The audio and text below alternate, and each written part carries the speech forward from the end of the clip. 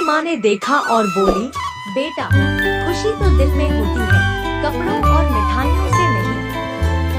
सेठ जी के पास बहुत पैसा हो सकता है, लेकिन क्या वह हमेशा खुश रहते हैं? रवि ने माँ की बात को समझते हुए कहा, लेकिन माँ, हम तो हमेशा गरीब ही रहेंगे, तो फिर क्या हमारे लिए खुशियाँ नहीं होंगी? माँ ने रोते हुए कहा, हम गरीब हैं, लेकिन हमारी सबसे बड़ी संपत्ति हमारा प्यार और एक दूसरे का साथ है।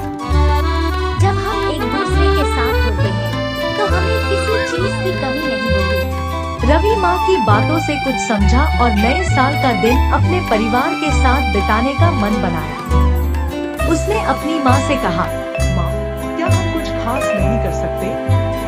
माँ ने उसकी आंखों में झांकते हुए कहा, हमारे पास जो भी है वही हमारी खुशियाँ हैं। अगर हम अच्छे दिल से किसी की मदद करें, तो यह भी एक बड़ा उत्सव हो सकता है। रवि के मन में एक आइडिया आया। उसने सोचा, अगर हम गांव के गरीब बच्चों को कुछ अच्छा खिलाएं और उन्हें खुशी दें, तो हम भी कुछ खास कर सकते हैं। रवि ने अपनी माँ से कहा, माँ, क्या आप मेरे साथ चलेंगी?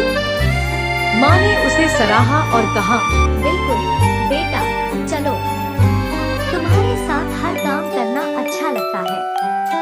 रवि और उसकी माँ गांव के बच्चों को इकट्ठा करने लगे।